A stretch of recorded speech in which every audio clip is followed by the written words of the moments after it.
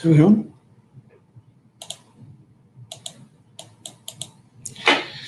Thank you for bearing with us on a single screen, and we'll calm the nerves and start.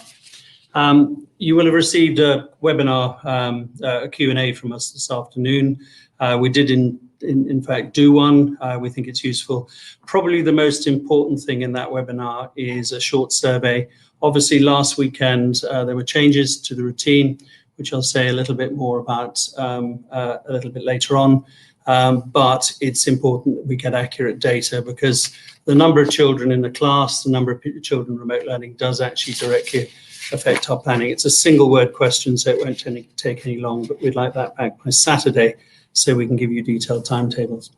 Now, tonight I'm going to draw on a couple of people to this webinar, both vice principals, Tim Conwood, who's in charge of our pastoral care, and Damien, who's going to spend a little bit more time talking about the actual lessons and the profile he's on. And we also have our head of digital strategy with us, who can answer some more questions about iPads and distribution of those, and how we're going to solve the single point logon issues. So those people will be available to take questions as well, and we'll do some presentations. Obviously, for us, the news about not having year 7 through to 13 is very, very sad. Schools are made for children, for young adults, and they sort of have a vibe that is very much associated with that. So we're sad that for them and for us that they're not coming back. But if you read the research around the world, particularly with a group of young teenagers coming back from abroad, I think it is quite important that there is a buffer. I think it's probably quite a sensible decision, although emotionally that's difficult for people. The research does say that age group are people who can transmit, and there's a lot of people who have travelled, and I think it's important that we have that buffer. So we hope to get them back to school pretty quickly, but obviously we want to reconnect with them as quickly as we can.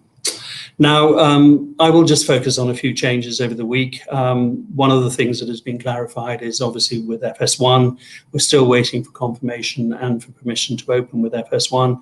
If we don't open with them in the classrooms, we will obviously look to connect with them remotely, and we will be talking a little bit more about that later in the webinar. So that's one thing. So for FS2 to year 6, we have been able to continue with our original plans, which is to get the kids back in each day of the week, and we will do so on the 30th, which is a Sunday. We will bring those children back, all of them together.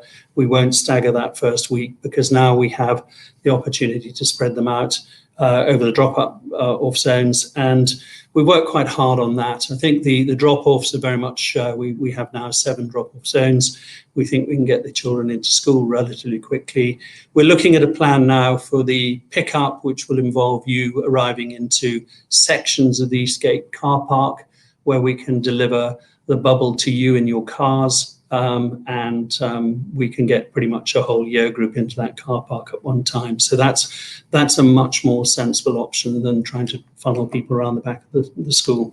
I will throw out details of that and timing over the next 4 or 5 days. And as you will note, we are going to have another webinar next Wednesday. Want to next Wednesday go into a lot of detail. The sort of detail we're looking at is, putting webcams in cars, measuring how long it takes to get to traffic lights and things, to give you some sort of better idea of how long it'll take you to get your kids into school, which will make things easier. And obviously we'll go into details of timetable. So just a few more things from me before I hand over. I mentioned last time the importance of how this we need to look at this from a health and safety point of view, and I'm going to go back to that, because an extraordinary amount of work is going on in the background at the moment to make the campus safe. That goes completely out the window if we have people who are not looking at the quarantine rules and they think they can come through that. Please, for the sake of 14 days and other children's safety, I have to go back on that. The second thing is we will be sending out a fairly detailed health questionnaire. In that questionnaire, we're talking about things like vaccinations and are you up to date, particularly, and we've been working very closely with a group of paediatricians here, the concept of COVID and flu at the same time becomes quite difficult. So we will be looking and recommending, it's a parental choice, that children do have their flu vaccination certainly before the middle of October.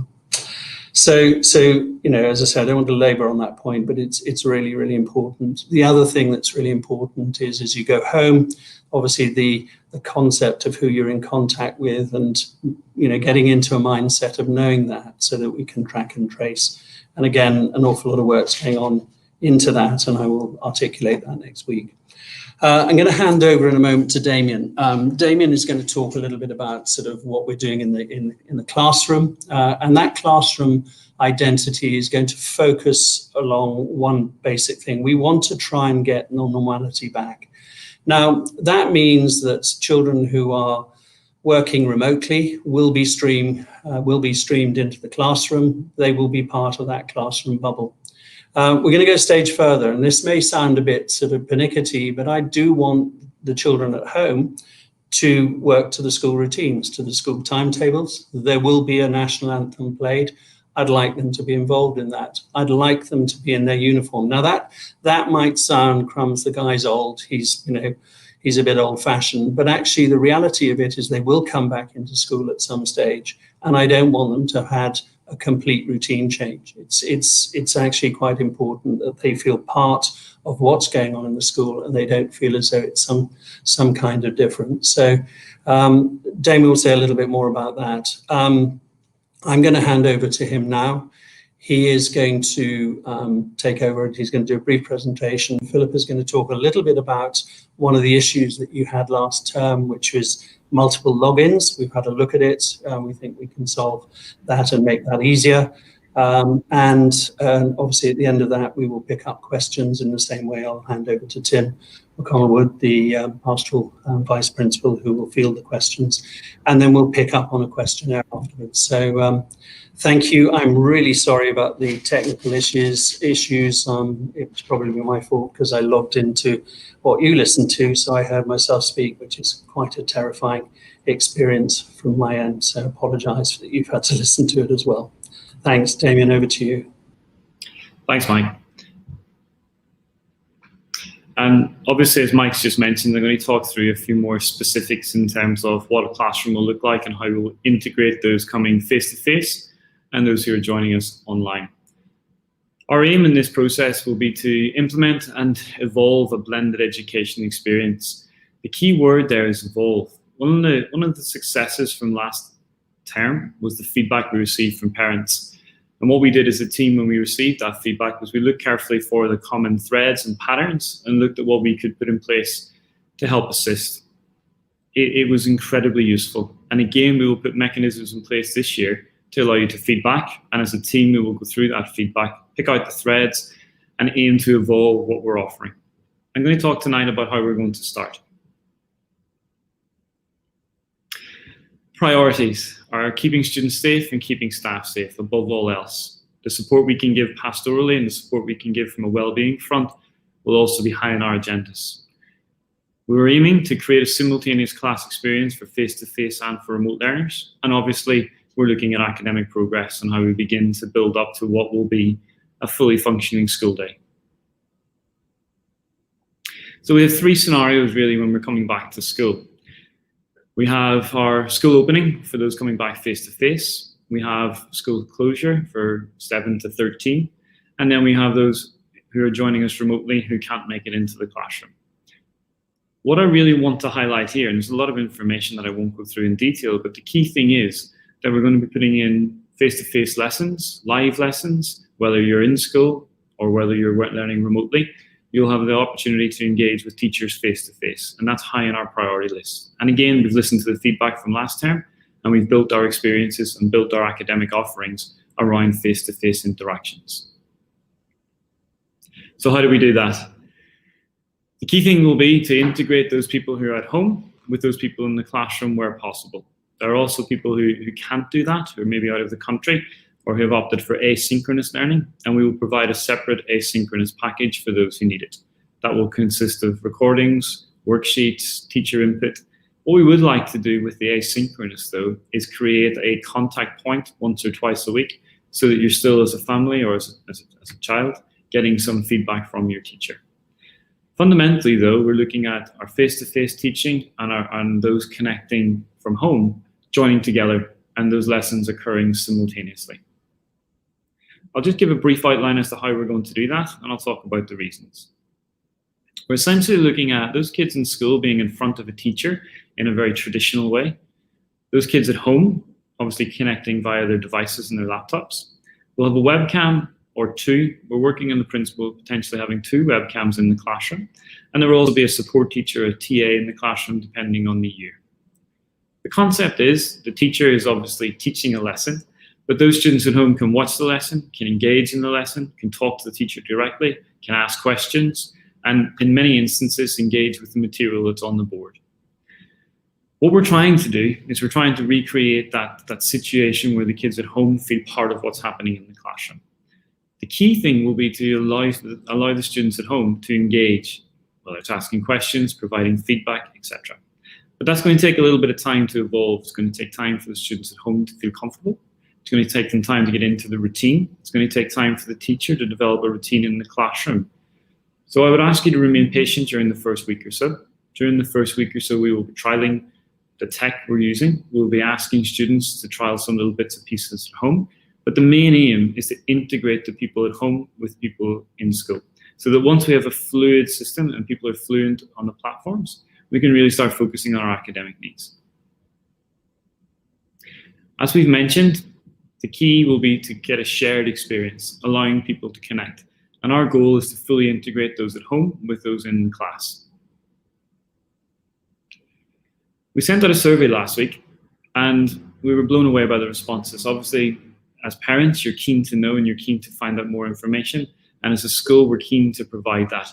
The survey was great in helping us to iron out some of our models in terms of who's coming back and who's learning remotely. But it was also great in terms of the feedback for who wants parental training. We weren't really sure this would be a key offering or people would be keen on it.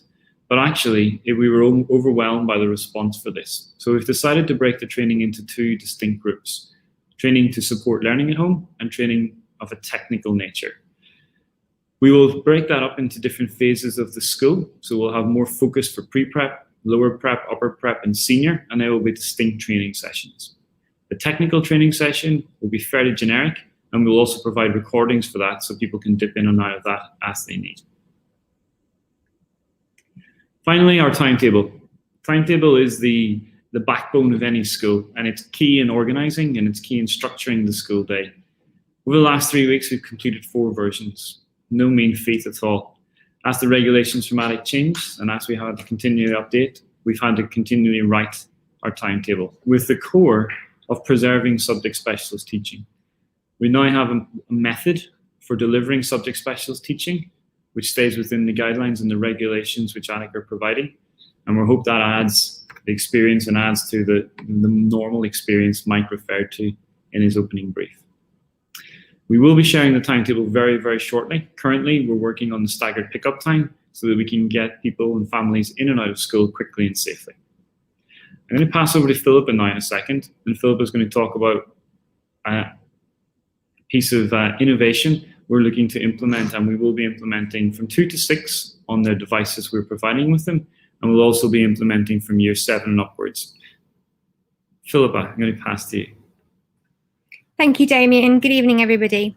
So as Damien mentioned, and also Mike at the beginning of the presentation, we've been working on an application called ClassLink.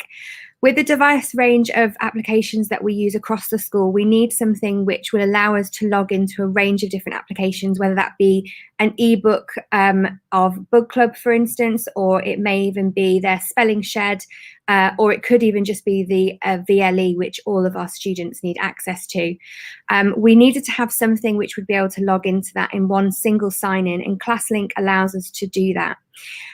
So what we are going to do, and we're working on doing at the moment, is actually with our devices that we're giving out from year 2 to 6 for our one-to-one program, we're going to have ClassLink logged into all of our devices for our students, and they'll be preloaded with all of their logins, which means that, for example, if you're in a year 2 class and you click on the ClassLink icon, it will open up a range of different application icons which are already logged into your user profile.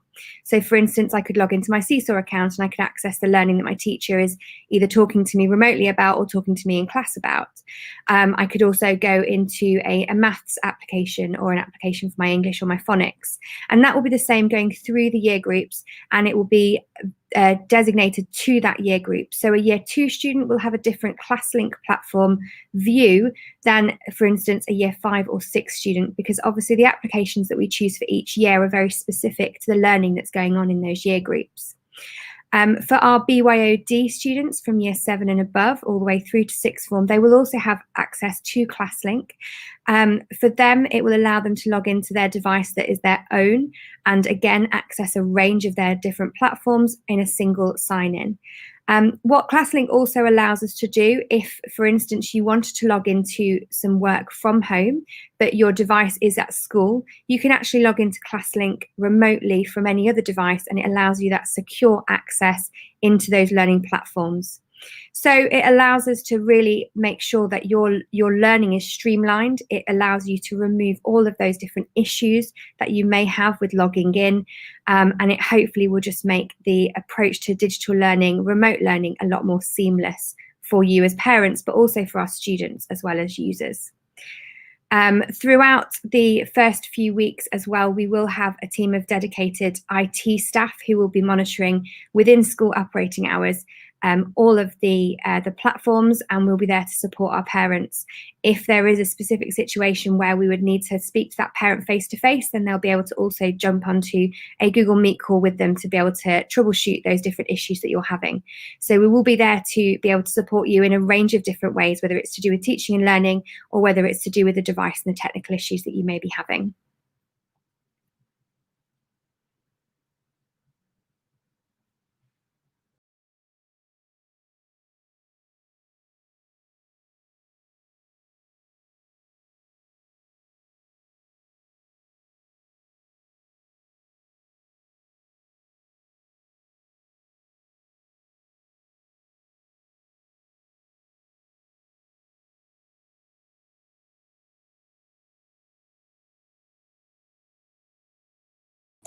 Sorry, unmute. We will be writing to new parents tomorrow, heads of school, just to update you with the program for next week for induction. That induction will occur on Thursday and Saturday next week, but there's some information that obviously will help you vis-a-vis linking into the community. Secondly, lots of questions about FS1 nursery. Last year, the licensing for nursery FS1 was taken over by a different body, and we're waiting for that body to approve the official opening of the school. So that's why there's been some confusion, because KG1 used to include FS1, and obviously it now doesn't. The third thing, as I say, just to say that the health questionnaire will come over the weekend, and if you can fill that in, we'd be very grateful. I'm going to hand over to Tim to start the questions. Good evening, everybody. Thank you very much for all the questions that are flooding in. Please do ask any questions that you want on the chat in the YouTube webinar. We will try and answer as many as we can. We're getting a lot of very specific, individualized questions, and anything we can't get answered, we will put together as answered on the FAQ sheet for next week. So anything we don't cover tonight, we will get back to you with over the next few days. I'm actually going to go straight back to IT, because there are a number of generic questions regarding the IT setup. There are a couple of questions, Philippa, that I'm going to send to you about accounts, selecting, can I select my iCloud account for my son, or do we need an Apple account? Could you just explain a little bit about the account setup, please? Yeah, Absolutely. So we have what's called an Apple School Management System, which allows us to deploy apps and also allows us to monitor and support safeguarding of our devices. And it's all linked to our responsible usage policy, which we ask for all our parents and our students to sign, and actually teachers as well. The iCloud account gives an educational storage, so it's beneficial to everybody to be able to be logged into that. And we would ask that BYOD students also log into their Cranleigh account, which is attached to an Apple account, Apple ID. All of the one-to-one devices will be pre-logged into that account for them, and we ask that you don't log out of that. And so they will all be set up for the school. So you don't need an Apple account, and you don't need to necessarily set one up, although obviously I'm sure people will have their own accounts as well. Thank you very much. Thanks. Just sort of following on from that, could you just clarify which year groups are getting a school device and which year groups don't? Because a number of questions have come through relating to particular year groups, and I think there's a little bit of confusion there.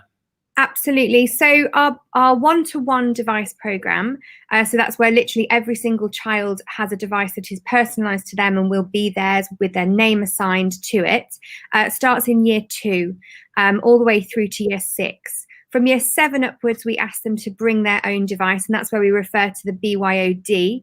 And information on that was in the FAQs last week, and also in some more information in that today's as well. From FS1 through to year 1, they do have access to a device. However, it's not their specific personal device. It's a shared device within that classroom. So those devices won't be set up currently for them. However, we are looking into multi-users on iPad devices as well, which we'll be able to implement in the coming months. So in terms of who will get their own specific one, it starts in year 2. And there was a question about the single sign-in. It is also available and will be available to students from FS1, but because they don't have their own individual device, we won't be pre-logging them into that for you. However, that will be able to be guided and set up with you. Thank you. And I'm just going to ask a few of the sort of individualized questions about kit. And you can maybe answer the 3 together. Firstly, which Apple Pencil version is going to be used? Are Magic iPad keyboards allowed? And is it a first or second generation iPad Pencil, Apple Pencil? Perfect. So if we go for the pencils first, so if you are in year 2 to 6, they will be getting the iPad with a ZAG keyboard, so there's no need for a keyboard, that'll already be with it. So what we would suggest there is that it would be the first generation pencil, or a Logitech crayon, or there are a multitude of others on there, but we would recommend the Logitech or the first generation Apple Pencil. In the BYOD from year 7 upwards, that really will depend on the device that your child has been purchased. If they have an iPad Pro, it is a second generation. However, if you go for the iPad, it's the first generation. And again, if you're not sure, it's in the FAQs with all of the information that we've sent out to parents on that one. In terms of the Magic Keyboard, by all means, that's absolutely fine. It's fully appropriate. Just make sure that your child has had that synced to their device before coming to school. There are a range of different keyboards that will suit and support the iPad, and that's totally up to you as to which one you would prefer to buy as a parent. Thank you very much, Philippa. Sorry, I'm just trying to get through the large number of questions coming in. I'm going to move on to Mike again, if I may. Could we have some details, a bit more detail about the FS class timings? Are we able to give anything on that yet? The FS class timings, yes. We're likely, as I say, FS1 decision pending. FS2, we're likely to start at around 7. We're likely to start again fairly slowly, a couple of hours a day in the morning, 2 hours a day, and then build it up. The children have been away from school for some time. The school day will be long. And we're also keen for the routine not to go too much into the afternoon, particularly as we're breaking down the day into 2 half days. If we go for the full 4 hours straight away, then the second group are obviously finishing much later. We're having to leave at the moment an hour between the two sessions. The reason for that is obviously cleaning classrooms. As we refine that, we may bring that down and try and sort of shorten the afternoon session. We're acutely aware that that afternoon session is difficult. We've made the decision to go for the youngest children. That's the first priority, to get the youngest children in the morning. So they will have priority there. But then a number of people have obviously written in with preferences. We will try and meet those preferences as a secondary to the youngest kids. Okay. Thank you. I'll pick up a few questions relating to the pastoral side of the school. One or two or a number of questions have come in relating to bubbles and friendship groups, and will new students get a buddy and that sort of thing. So the first aspect, we've thought really long and hard about the nature of bubbles and friendship groups, and it would be lovely to sit here and go, yes, absolutely, 100%, every child will have a friend in their bubble. We are aiming to do that. However, depending on the nature of the way you come back to school, so if, for example, you decided to go remote learning to start with, and then a few weeks down the line came back into live school, it may be that the bubble that your particular friend is in is full of people. It's already bubbled out, and so you can't join that bubble. So we can't 100% say that there will be friends in every group. However, that is very much our aim, and certainly when we've been looking at how we set groups throughout the school, right from the start up to year 13 in terms of their tutor groups, we're looking to try and ensure that everybody has at least one sort of classmate that they see as a great friend. So that's the focus there. New students, yes, the routine with the school is that new students will be allocated a buddy. It obviously becomes very difficult if the new student is remote learning, and that is quite tough, and that's a real challenge for us. But certainly the aim is that every new child, every new student will have a buddy who will make contact with them and look after them, make sure they know what they're doing. In many ways, actually, it's going to be a lot easier, because if you're going into school, certainly from the younger years, you're going to be staying in the same place for most of the day to stay in your bubble, and therefore you're going to make friendships much more quickly rather than when you're moving around the school. So I think from that side of things, it's going to be, to a degree, actually easier for new students. So yes, they will have a friend. Just looking down through the list, a couple of questions on COVID testing, and I noticed this came up last week and we didn't answer it. Will school buses be allowed? We don't run school buses, and we never have. And to be quite honest, given the current regulations, school bus operation is very complex and is proving to be a real problem for schools. So no, we won't be running school buses. I'm sorry if that's going to cause anybody a problem. Students and parents, if they need to come into school, will require to have a COVID test. We don't yet have the information from the authorities about exactly how that will take place. And if you've seen the messages that have been sent out today from school, we had over 300 of the staff were COVID tested today. And the remainder that haven't been tested will be being tested in the next 24 hours or when they're coming out of quarantine. So all the staff have been tested, and we have absolutely no doubt we will be tested again, possibly before school even starts. But there will be a testing regime for students. We don't yet know what that will be, and we don't yet know who will have to pay for it, but we will let you know as soon as we have it. A few questions, last one on the pastoral side for the moment. A few questions regarding tutor groups and when are we going to find out? One of the issues with this is, of course, we had it already. It was all prepared, ready to go this time last week. And then we got news that the bubble size had to change. And therefore, we've gone through a process of relooking at the classes, and we will get that information out as soon as we can to you. Apologies for being a delay, but to be honest, our normal routine is it's relatively late before or near to the start of term anyway that we send that information out. And we will let you know as soon as we possibly can. Similarly with house information. to let you know that. So I guess from my side, there's an apology there. We haven't been able to get that information out, but that's because the rules have changed in recent days. I think just Tim coming in on that, it's a question, particularly with some of the older kids, it's a question of balancing that class of 15. If a lot of that class that we'd set up were asking for remote learning, then obviously that's a much smaller in-school class, and another class might have been 20 and all of them are in. Obviously that changes the whole dynamic because you can't fit more than 15 in a class now. So that's been the difficulty, and as I said, we apologize for that. It all bases around knowing accurate information. When the information went out last week, we closed the survey at 9 o'clock. We had a 95+% reply. We thought, whoopee, we can do this. And very rightly, the information came through half an hour later, and it said, right, 15 in a class. So we're back to the drawing boards.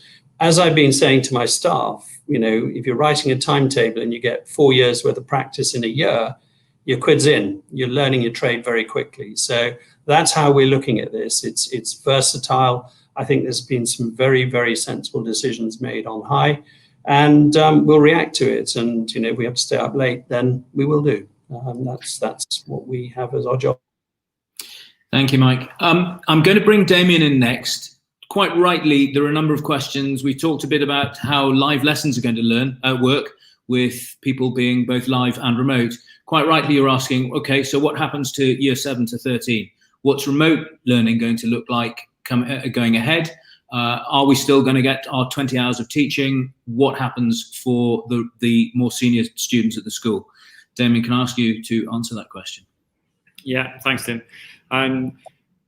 When we started looking at our curriculum map and our offering and bringing kids back to school, one of the places we started was with GCSE and A-level classes, and ensuring we can get enough classes and enough lessons face-to-face to support their studies. Obviously then when the news came in at the weekend where 7 to 13 weren't allowed back in school, we had to change our plans. But what we kept central to that was live lessons. So all live lessons will be delivered to year 7 to 13. They will have 25-ish hours on average every week of live lessons. There will also be, so I'll just talk through how that will work. It's very similar to how it worked before. The VLE will be the main platform we will use. Students will be assigned tasks on the VLE. They'll find the links to the live lessons on the VLE, and parents will be able to access that as well. So parents will see the link to the lessons, they'll see the work that's been set, they'll see the teacher feedback and the marks that have been gained. And again, that'll be one of our pre-recorded sessions that we'll be doing. Will be on how parents can check the VLE for that work and for the marks. The type of lessons that will be conducted, we had a lot of practice, and indeed most of our success last term was in the senior school in terms of delivering live lessons and engagement in live lessons. And indeed, many students responded quite positively. I myself taught the vast majority of my lessons live to my senior school students, and maybe a bit telling, but by the end of it, they said they kind of preferred the live lessons. So I think for the senior school students, it's slightly easier. It's still not ideal, and it's not ideal for practical subjects. And I've just been watching the chat, Tim, so I've seen a few questions come in for practical subjects. What I will say for practical subjects, and I teach one of those, is that it's not entirely made up of practical elements. There are other elements to prepare for. There are other elements that can be taught and other elements that the students can engage in. What we are doing, however, is we're exploring options. So the remote period for 7 to 13 is due to be for 4 weeks. If, and hopefully not, but if that extends, we are exploring backup options, and we're working with ATTIC and how we can work at looking at art and DT in particular, and how we can get them into workshops and get them focusing and working on the creative side of the course. Not ideal, I know that I don't have a definite answer right now, but that's the truth. I don't know what's going to happen. We're planning for 4 weeks to be delivering the other elements of those courses, but we are liaising with ATTIC and how we can have a backup if things extend beyond this. The other thing I'll touch on is assessments. 1 or 2 people popping in about year 13s and assessments. It's a critical stage. Applying for universities, having predicted grades given by schools to support those applications is always is always a high stakes maneuver, and it's always something that that we have to take seriously. We have to look at evidence, and we have to consider everything: the school's reputation, the work students have done, the universities they're applying to, and how we can begin to tie that all together. There's two pieces of evidence I would point to. In the recent release of grades last week, A-level grades in particular, we had very few grades affected by that. So when the algorithms kicked in, and when things happened, and unfortunate situations where students were given grades they didn't deserve, we had very, very few grades downgraded. We had very few grades differ from predicted grades. We do have a good system of using all the evidence in front of us to help with predicted grades. That saying, we are looking at ways which we can do some online proctoring, and which we can have fair assessments for the year 13 students in particular, to help support those predicted grades. Can I, Damien, just come in on that? We did an experiment last term with our CAT testing. So we tested one particular year group. We've been through those results over the holidays, and we think out of a year group of about 115 children, we think that 2 children's predicted grade, or their online test that they did to measure their raw intelligence, only 2 children we think were significantly different compared to previous tests. We run these tests each year. So we were quite encouraged with children sitting online, parents being very honest and letting them get on with it. But there were 2 kids in that profile that were significantly different. And obviously we will run those same tests again with those children, just to sort of double check on where we're at. So I think that's really important. Just want to pick up also on something Damien said. For the younger year groups, what we're looking to do obviously is to settle them down first, but we do have the option to bring them into the labs, and we're looking to do that to use the practical labs for practical work. Now, obviously that does involve an awful lot of things like screens. So we've obviously got, I think we've got 130 odd screens on order at the moment, so that we can separate desks and benches because of the nature of the layout of the lab. And obviously there'll be smaller groups, but if you've got 2 design technology labs, each can take 10, you can probably see the mechanics and the logic of that. What we have to do is sort of timetable a sort of week 1 and a week 2 to allow that to happen, because we're not allowed such large numbers in the laboratories and the DT lab. So it is absolutely our aim to get that going. When it comes to practical A-level subjects, yes, we now have the ability to go back into the classroom with the teachers. If the teachers have to do demonstrations and they put those demonstrations online, we're at least not teaching out of the school. The campus is open. Okay, I'm thinking there's still a few messages coming in. I think people want more specific information for 7 to 13. Very happy to organise a separate webinar for 7 to 13, and to allow, perhaps I'll give a brief overview specifically related to that, focusing on assessments, focusing on GCSE prep, maybe even go as far as our GCSE timelines when we're due to run mock exams, and open it up to a more extended Q&A session. So we'll organise that for early next week. Thank you, Damien. Yeah, there are a huge number of questions coming through from you, and it is very difficult to try and answer every single question that you want. So I do appreciate that there will be a degree of frustration from you at the moment. We will try and answer as much as we can. I'm just going to pick up a couple of sort of health-related questions that have come through. Can you briefly discuss your position when it comes to procedural contact tracing in the worst case scenario, and how often will you conduct a health survey for your staff as employees, for example, security, maintenance, and so on? What we do with the site is that they follow their own contractors' safety protocols, and all the staff are checked before they come in every day. As you'll be aware, we've had a team on site throughout the remote learning period, so we minimise the sort of threat to the site over that time. That's obviously going to be more difficult once the school is in greater degree of operation. However, the contractors are all fully checked, and we do regular checks on the contracting team.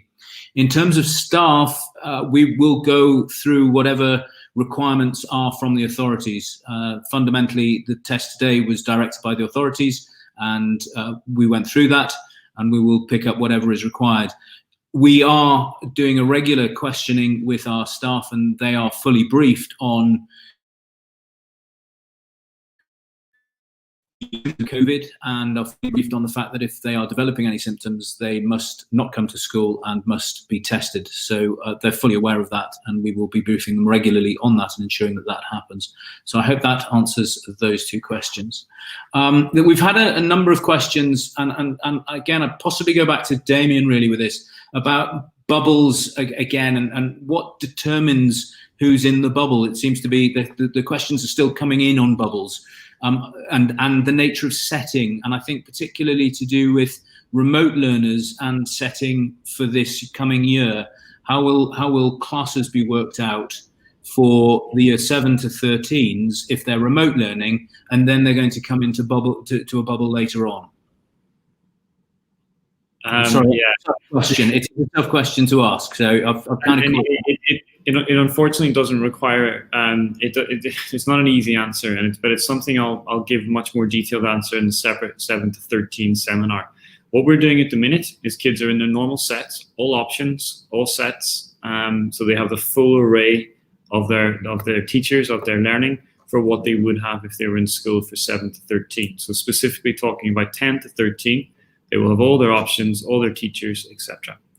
What we need to do then when they come back into school is we need to match that offering. But to do that, it gets quite complicated. What we have in place in one of our original versions of the timetable was blocking off classrooms. So if you imagine your child is in a bubble in year 10, then they will stay with that bubble for their core lessons, maths, English, science, etc. So therefore, they will be set based on maths initially for those doing the accelerated maths program, and then based on science options. English is fairly generic.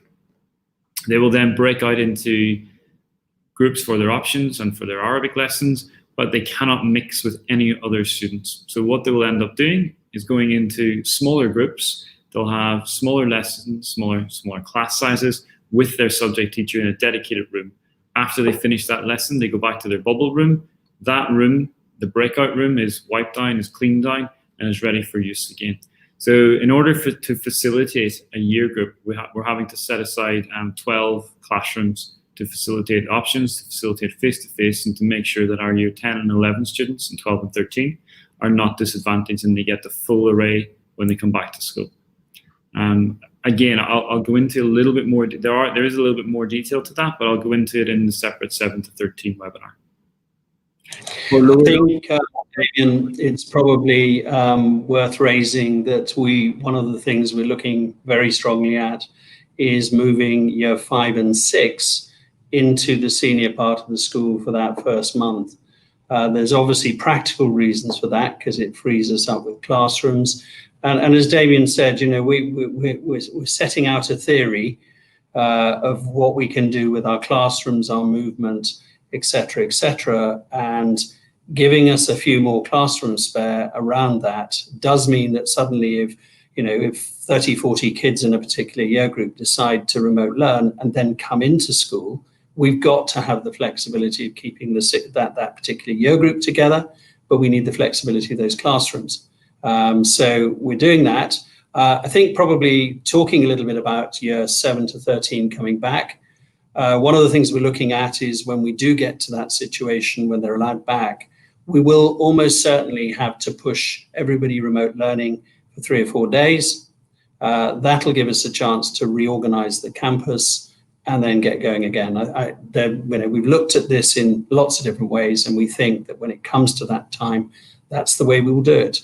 But I just keep coming back to this. What we're doing is setting out a fairly simplistic model. So, for example, the teaching in the classrooms that Damien's talked about. So you've got a live lesson with year 5, you've got people remotely coming in. It doesn't stop us at a later date if we feel that there needs to be more differentiation and we have, if you like, spare teachers. I'm not saying they're not sitting doing other things, but we can withdraw a group of people and say, right, we're going to work on this. there's a group that's struggling, they're not understanding it, you pull them out, they work remotely with a different teacher, and then you put them back in their classroom. So there's lots of ways of layering this, but the first and most important thing is these children, to a large extent, haven't been in a school environment. I don't want to separate that group of people from the people who are remotely learning. So we're streaming. It's going to be interesting to see how we develop that, and we will obviously refine over the first couple of weeks. Thank you, Mike. Yeah, I've just got a couple of questions. I'm going to go back to Philippa if I can, and get Philippa back on screen, just to go back to the IT side of things. A couple of questions from those either who are still abroad or definitely remote learning. How will remote learners get their own devices, and will those still abroad be able to access the curriculum? And referring to their iCloud account setup, will they be able to access the curriculum through while they're abroad? You need to turn your mic on, Philippa. Shouldn't be me doing that, should it? Absolutely, they will be able to access the curriculum in the same way that in remote learning, the term we did last term, they were able to access it in the same way. So they would be accessing the VLE, they would be accessing their Google Classroom, and this time they'll have that additional point of call, which would be ClassLink.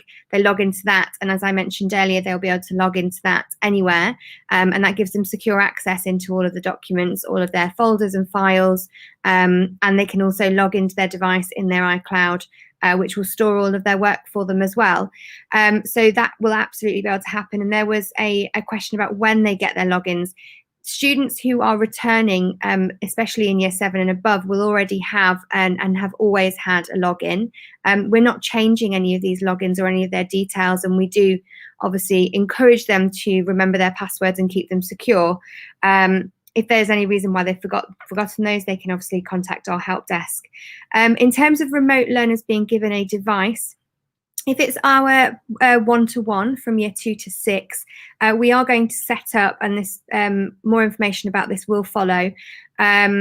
We'll set up a collection point for you where we'll ask the direct parent with obviously an Emirates ID will come and collect that for that child, and it will be preloaded and set up for you. So you just need to open it up and turn it on, and you can access all of those live lessons from home. Obviously, if you are out of the country, that's not something we will be able to offer, but as I just mentioned, we'll be able to do that via ClassLink for you. In terms of, there's a couple of other questions on there as well. We are working on hardware of Apple devices now, and that really is about refining the workflow for both our teachers and our students, and we can really support the needs of all of our learners and all of our students by using that one device. So we will be asking you to have an Apple device specifically. No, we will not ask you if you've bought an iPad Pro or an iPad to replace that next academic year. As I mentioned in the previous webinar, the flexibility and the versatility that we can get from an iPad is much more supportive to a range of different academic lessons, and that's something that we would like to continue with. And as I mentioned last time as well, if you've already got a Mac, we're not asking you to replace that.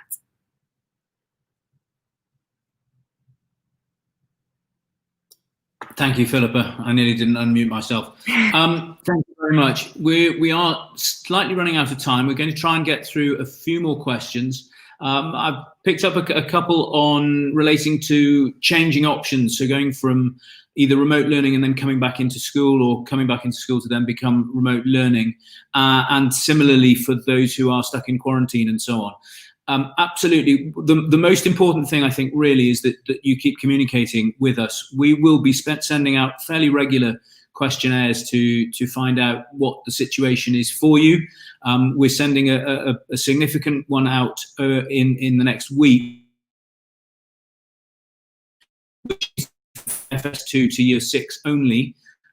It's really important we get that information back from you, and we will be monitoring that very closely. Fundamentally, what both the authorities and ourselves are saying is there is a degree of flexibility in the first 3 weeks. We've given a target date of the 17th of September because that's 3 weeks in, and we would ideally like people to have made a decision one way or another by the 17th of September.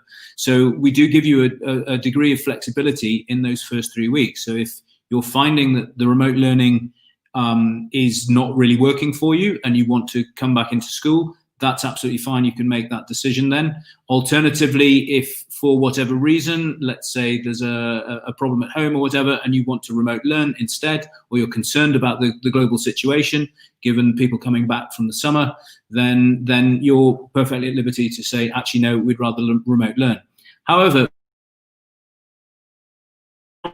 in September, in order for us to enable us to deliver an effective curriculum, really, and effective lessons, then we need you to make the decision, and certainly until half term. We will then review the situation, and I think all of us feel that given the global circumstances, the rules surrounding education, and I'd echo what Mike's been saying about the support we've had from ADEC and the direction, it is likely that the circumstances will change and we remain flexible to deal with those. But as the situation stands at the minute, in order to help us plan, we need that information up to half term from the 17th of September. And to be honest, that's only about 3 weeks anyway. And then from half term, again, we'll take another view moving on. So there is a degree of flexibility. Appreciate it, it's difficult. For those of you quarantining, again, that will work effectively for you, because if you need to remote learn for 10 days or so, you can then come back into school at the relevant COVID test. Can I just clarify that?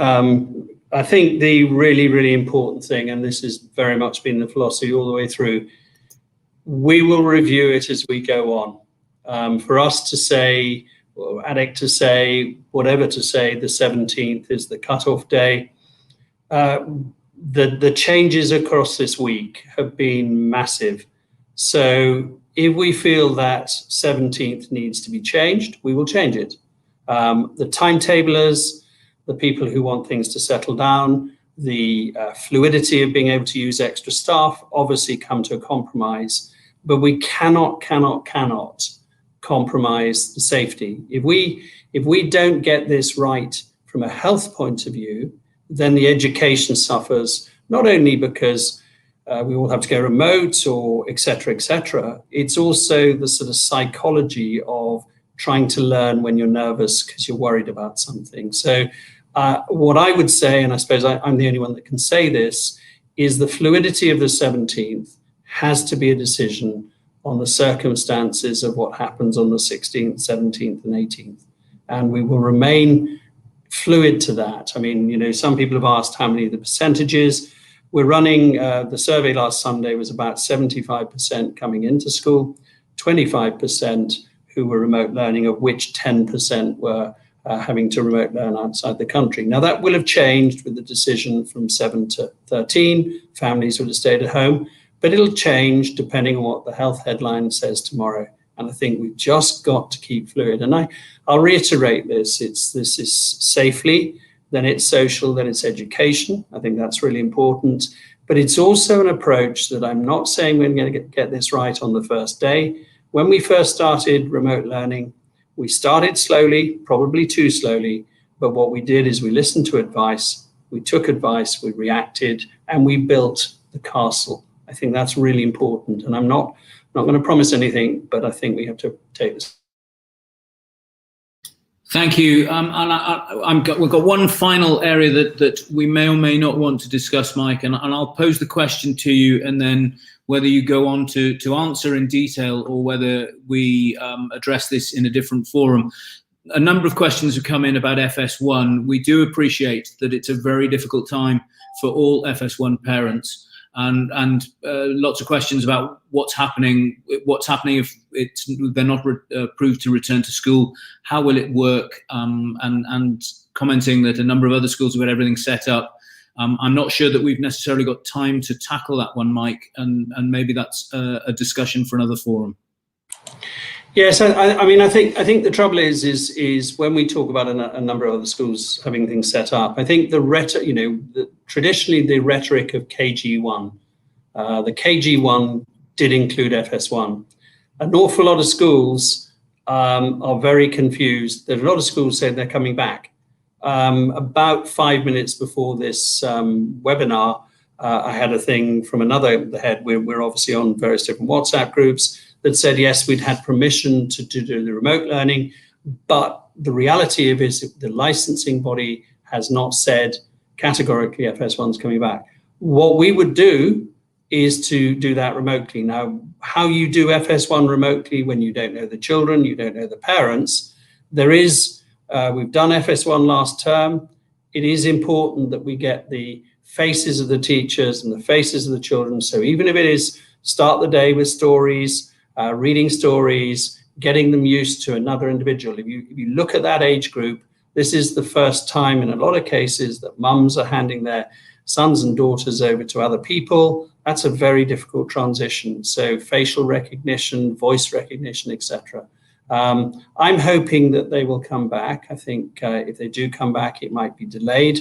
And I do think a sort of, a few hours and then we gradually build it up is important. But I'd love to have answers. But we're talking. The ministries will make decisions, and we will inform you straight away. We have our contingency plans, as we have with everything else.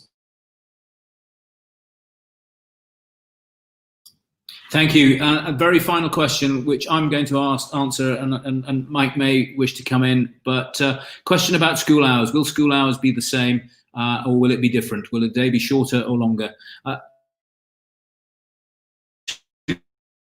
He was discussing the things. Fundamentally, what we're looking at is a staggered start to the day and a staggered finish to the day. Looking at the different year groups as to which is best for them, and fundamentally, the youngest ones will start the earliest and finish the earliest, and as they get older, they'll start a little bit later and finish a little bit later.